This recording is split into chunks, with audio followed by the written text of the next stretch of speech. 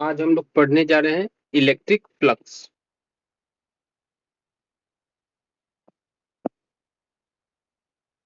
Flux होता क्या है?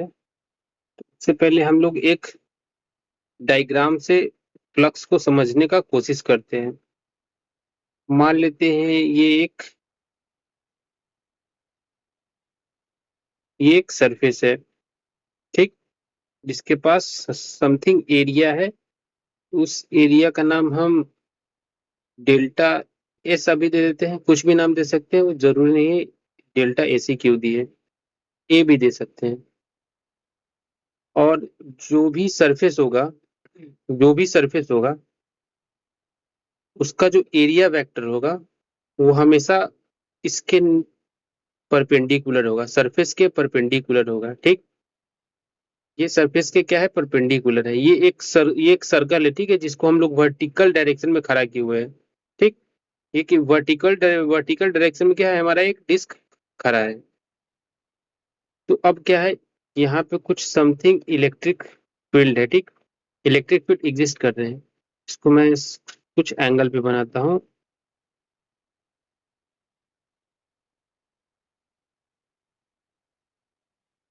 क्या है, ये मेरा इलेक्ट्रिक फील्ड है कुछ एंगल पे जो स्पेस में एग्जिस्ट कर रहा है, ठीक। अब इलेक्ट्रिक फील्ड क्या है, पूरे स्पेस में है, हर जगह पे है। तो इलेक्ट्रिक फील्ड क्या है, इसको पास भी करेगा, ठीक। तो अब क्या है, ये इलेक्ट्रिक फील्ड ना इसको पास कर रहा है, ठीक। सेम इलेक्ट्रिक फील्ड ये इसको क्या है, पास कर रहा है।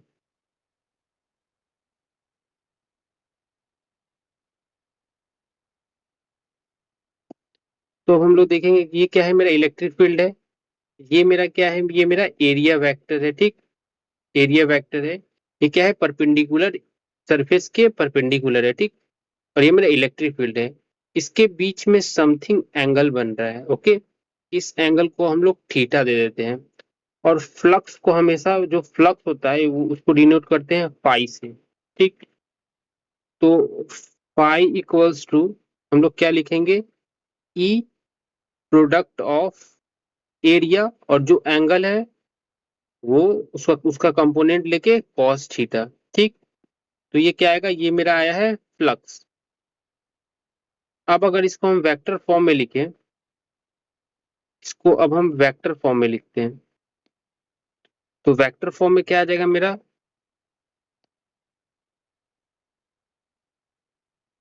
E dot delta S. Five हमेशा मेरा स्केलर होता है, ठीक है। इसको हम वेक्टर फॉर्म में लिखे, इसको जब हम लोग तोड़ेंगे तो क्या, E dot delta S cos theta भी आ जाएगा। डॉट प्रोडक्ट क्या होता है, हमेशा स्केलर होता है। तो flux is a dot product of electric field and area vector. मैं लिख देता हूँ, flux is a dot product of area vector and electric field, okay. तो इसका ऐसा यूनिट क्या हो जाएगा, ऐसा यूनिट हम लोग निकाल लेते हैं। इलेक्ट्रिक फील्ड का क्या था, न्यूटन पर कूलम। और एरिया का क्या होगा, मीटर स्क्वायर। तो हमारा फ्लक्स क्या गया, न्यूटन मीटर स्क्वायर पर कूलम। ये मेरा ऐसा यूनिट हो गया, ऐसा यूनिट। अब बात आता है कि इलेक्ट्रिक फील्ड अगर किसी पोजीशन पे वेरी कर रहा है, मतलब इलेक्ट्रिक फील्ड कभी कभी 3 न्यूटन कूलम है, कभी 5 न्यूटन कूलम है, कहीं पे कुछ और है। तो अब वहां पे क्या करेंगे, ठीक। तो वहां पे हम लोग क्या करते हैं, if electric field varies, okay. अगर इलेक्ट्रिक फील्ड वेरी कर रहा है तो वहां पे हम लोग फ्लक्स निकालने के लिए क्या करते हैं, इंटीग्रेशन कर देते हैं ई डॉट डी एस। हम लोग डेल्टा एस पहले एक स्मॉल एरिया लेते हैं और इस स्मॉल एरिया को इंटीग्रेट कर देते हैं। इसका हम लोग इसके ही मदद से हम लोग अभी इसके बाद कुछ लेक्चर्स बाद हम लोग वेरियस ऑब्जेक्ट्स का इलेक्ट्रिक फील्ड निकालेंगे, ठीक। गॉस लॉ के इसके गॉस लॉ नहीं, इसके इलेक्ट्रिक फील्ड के हेल्प से, ठीक। तो अब हम लोग फ्लक्स पढ़ते हैं क्लोज्ड बॉडी का, ठीक। Flux due to closed object, ठीक। जैसे एक फुटबॉल हुआ, क्या है, क्लोज्ड है, ठीक। मान लेते हैं ये एक फुटबॉल है, ठीक। ये एक फुटबॉल है, स्पेरिकल तो ड्रॉ नहीं कर सकते, इसलिए मान लेते हैं ये एक फुटबॉल है, ठीक है। ठीक। एक हाँ, एक क्लोज्ड ऑब्जेक्ट है, इसके अंदर एक हम चार्ज रख दिए क्यू, ठीक। अब इसका फ्लक्स क्या होगा, इसका फ्लक्स हमेशा charge enclosed by epsilon naught होगा। अब क्यू इनक्लोज क्या होगा, क्यू इनक्लोज होगा net charge inside the object. Object के अंदर जितना भी चार्ज इनक्लोज होगा वो मेरा क्यू इनक्लोज हो जाएगा। अब के मान लेते हैं हम लोग एक एग्जांपल से बनाते हैं, ये कोई आर्बिट्री शेप का एक ऑब्जेक्ट है, इसके अंदर चार्ज क्यू है, ठीक। अब इसी के बाहर एक आउटर सरफेस है, इस पे चार्ज है -Q। तो अब मुझे निकालना है फ्लक्स नेट कितना होगा। ओके, मान लेते हैं ये मेरा सरफेस 1 है, ये मेरा सरफेस 2 है। तो फाई नेट हमको निकालना है, तो फाई नेट क्या होगा मेरा, सरफेस 1 प्लस सरफेस 2 होगा। तो मैं पहले निकाल लेता हूँ phi due to surface 1। Phi क्या होगा मेरा, ये मेरा क्या है, क्लोज है। तो क्लोज के लिए क्या होता है, क्यू इनक्लोज। तो क्यू इनक्लोज क्या है मेरा, क्यू ही है अपॉन एप्सिलॉन नॉट। अब मैं फ्लक्स ड्यू टू सरफेस 2 निकालता हूँ, तो उसके लिए क्या है, मेरा चार्ज मेरा है -Q। तो -Q upon epsilon not. Pi net मेरा क्या आ जाएगा, Q upon epsilon not -Q upon epsilon not. तो ये मेरा क्या आ गया, 0। तो मेरा फ्लक्स क्या है, मेरा फ्लक्स आ गया हुआ है 0। ये मेरा आंसर है। अब कुछ ऑब्जेक्ट्स के लिए निकाल लेते हैं, जैसे हेमिस्फेरिकल सेल। हेमिस्फेरिकल, ये एक अच्छा क्वेश्चन है हेमिस्फेरिकल सेल का, कि हेमिस्फेरिकल सेल पे मेरा क्या मेरा फ्लक्स रहेगा, ठीक। तो ये एक क्या है, हेमिस्फेरिकल सेल है, इसके बेस पे एक चार्ज क्यू रखा हुआ है और मुझे फ्लक्स निकालना है, ठीक। तो ऐसे क्वेश्चन में क्या करेंगे, जिसमें कोई भी चार्ज सरफेस के अंदर इंक्लोज ना हो। अगर ये चार्ज यहाँ ना होके अगर यहाँ पे होता ना, तो मेरा आंसर हो जाता है Q enclose upon epsilon not. लेकिन यहाँ पे ये आंसर नहीं हुआ, क्योंकि ये चार्ज जो है, ये चार्ज क्लोज नहीं है। ये चार्ज अभी, इसको चार्ज को हमको क्लोज करना पड़ेगा आंसर के लिए। तो इस चार्ज को मैं क्लोज कर देता हूँ। अगर मैं सेम अपर सरफेस की तरह एक इमेजिनरी लोअर सरफेस बना दूं, इमेजिनरी लोअर सरफेस, ठीक। तो अब मेरा फ्लक्स आ सकता है। अब मेरा flux pi due to upper hemisphere को मैं एच लिख रहा हूँ, ठीक। H square plus pi due to lower hemisphere. तो अब मेरा क्या आ जाएगा, क्यू इनक्लोज अपॉन एप्सिलॉन आ जाएगा, क्योंकि ये तो क्लोज है, ठीक। तो अभी ये दोनों तो मेरा सेम ही है ना। तो क्या आ जाएगा, 2 फाई हेमिस्फीयर, ठीक। तो मेरा क्या आ जाएगा, क्यू अपॉन एप्सिलॉन नॉट। तो फाई मेरा आ गया Q/2 एप्सिलॉन नॉट। अगर कोई मेरे से ये कोण का पूछे, अगर क्वेश्चन दे दे कि ये एक कोण है, ठीक। इसके भी बेस पे क्यू है, इसके बेस पे चार्ज क्यू है। अगर चार्ज यहाँ कहीं पे होता तो क्यू अपन एप्सिलॉन नॉट सही आंसर होता। लेकिन यहाँ पे चार्ज बेस पे है, तो अब मेरा फ्लक्स क्या होगा। सेम प्रोसीजर करेंगे, यहाँ पे एक इमेजिनरी सरफेस इधर भी बनाएंगे, ठीक।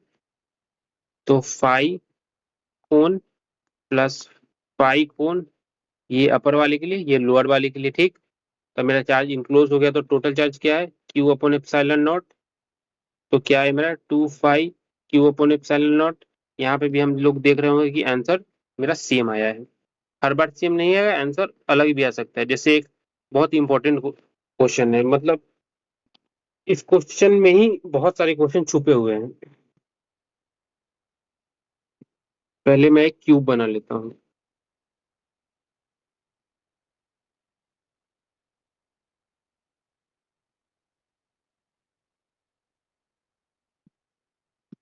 ये मेरा एक क्यूब है, इस क्यूब के अंदर एक चार्ज रखा हुआ है, ठीक। इसका साइड है ए, ठीक। तो अब मेरा पाई फ्लक्स क्यूब क्या होगा मेरा, क्यू बाई एप्सिलॉन नॉट होगा। अब flux due to one surface मेरा क्या होगा, तो इसमें सरफेस कितना है, एक, एक दो तीन चार पांच और एक छः, तो सरफेस में छः है।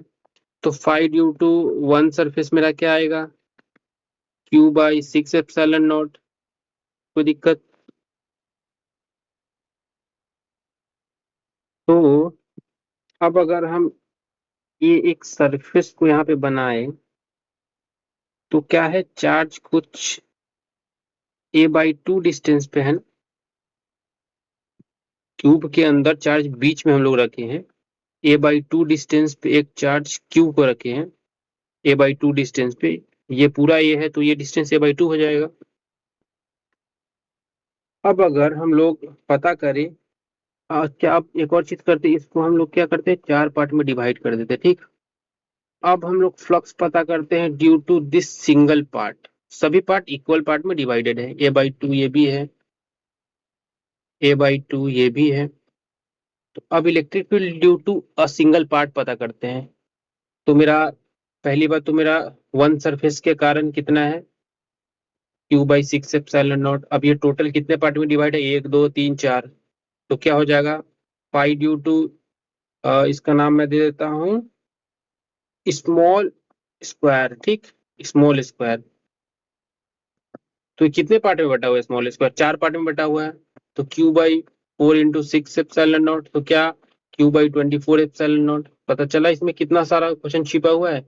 एक ये क्वेश्चन है, एक ये वाला है, एक ये वाला है, एक ये वाला है, क्वेश्चन कोई भी पूछ सकता है। अब मेरा क्लोज्ड सरफेस कंप्लीट हुआ।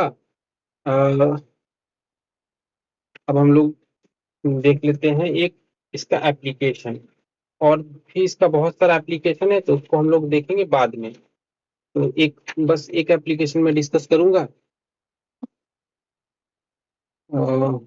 एप्लीकेशन, वो एप्लीकेशन, एप्लीकेशन का मैं रिजल्ट पहले ही बता देता हूँ कि किसी भी कंडक्टर के अंदर, ये कंडक्टर है, कंडक्टर के अंदर चार्ज हमेशा जीरो होता है। क्यों जीरो होता है, हम लोग फ्लक्स लॉ से अभी पढ़ेंगे, ठीक। पहली बात, कंडक्टर के पास large number of free electrons है। ये क्या है, एक कंडक्टर में बना लेता हूँ।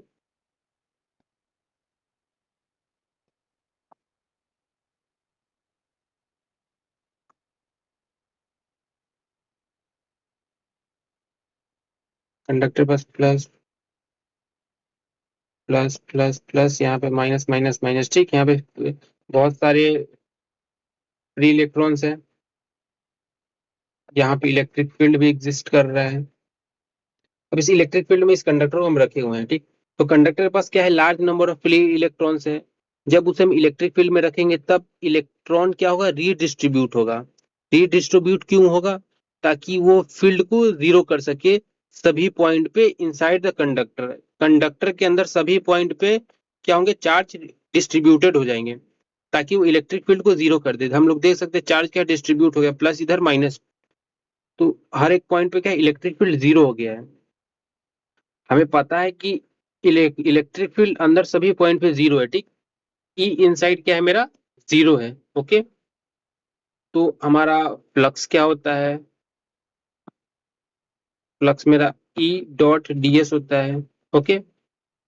तो फ्लक्स जीरो हो जाएगा, मतलब मेरा फाई क्या आ गया, मेरा जीरो हो गया। लेकिन गॉस लॉ क्या कहता है, क्यू अपॉन एप्सिलॉन नॉट क्या है मेरा, क्यू अपॉन एफ क्या फाई होता है, मतलब क्यू भी जीरो है। तो इससे क्या पता चल रहा है कि जब भी इलेक्ट्रिक फील्ड रहेगा उसमें अगर किसी कंडक्टर को रखते हैं तो उसके अंदर इलेक्ट्रिक फील्ड तो जीरो होगा ही होगा, और कंडक्टर के अंदर चार्ज हमेशा जीरो होता है। कंडक्टर, अगर किसी भी कंडक्टर पे चार्ज रखेंगे तो वो सरफेस पे आ जाता है, ठीक। लेकिन कंडक्टर के अंदर चार्ज हमेशा 0 होता है। तो ये पॉइंट को हम लोग को ध्यान रखना है कि कंडक्टर के अंदर क्या होता है, चार्ज 0 हो जाता है। तो अब वो इसके अगला एप्लीकेशन हम लोग पढ़ेंगे, इलेक्ट्रिक फील्ड फाइंड करेंगे गॉस लॉ की हेल्प से।